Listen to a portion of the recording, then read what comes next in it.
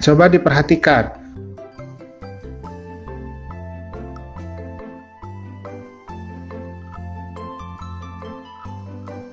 Qada adalah keputusan atau ketetapan terhadap suatu ketentuan yang telah ditetapkan oleh Allah Subhanahu wa Ta'ala bagi makhluknya. Sedangkan qadar atau takdir adalah segala ketentuan Allah yang telah berlaku terhadap semua makhluknya. Nah, sekarang kita contohkan, misalkan di sini ada garis waktu. Ada yang namanya masa azali. Jadi masa azali itu adalah suatu masa di mana Allah belum menciptakan segala hal. Jadi hanya ada Allah saja. Nah, ketika masa azali, maka Allah itu menentukan nasib semua makhluknya. Nah, inilah yang kita namakan sebagai qada. Tetapi dalam perjalanan waktunya, ketika segala hal itu mulai tercipta, maka manusia itu mampu merubah beberapa nasibnya.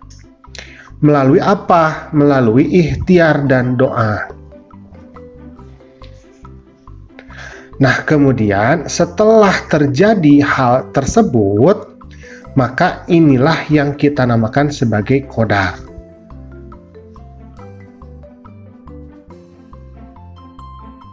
Misalkan contohnya, Ayu ketika lahir ini memiliki rambut yang keriting. Nah, ini kodoknya. Nah, kemudian Ayu ini pergi ke salon. Dia meluruskan rambutnya di salon. Nah, ini yang kita namakan sebagai ikhtiar. Nah, maka rambut Ayu setelah dia pergi ke salon ini menjadi lurus. Nah, ini yang kita namakan sebagai qadar. Gitu. Tapi tidak semua qada itu mampu dirubah. Ada beberapa qada yang memang tidak bisa dirubah. Nah, karena itu takdir atau qadar ini kita bagi dua. Yang pertama ada yang namanya takdir mu'allaq. Yang kedua ada yang namanya takdir mubrom. Nah, takdir mu'allaq ini adalah takdir yang masih dapat dirubah oleh manusia. Misalnya kesejahteraan, kepandaian, dan sebagainya.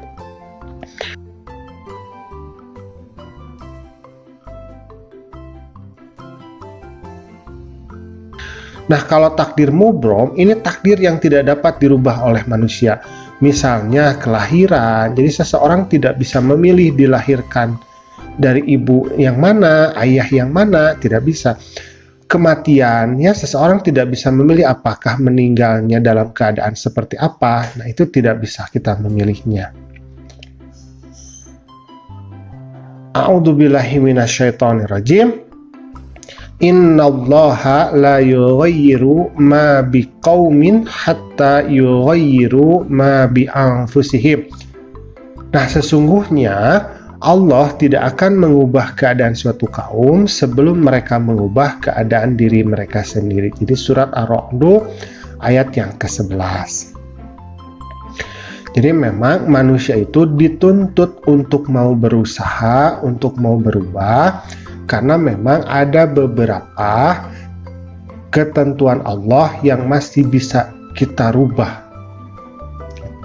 Jadi kita harus tetap optimis dalam menggapai semua cita-cita kita, baik di dunia ataupun di akhirat.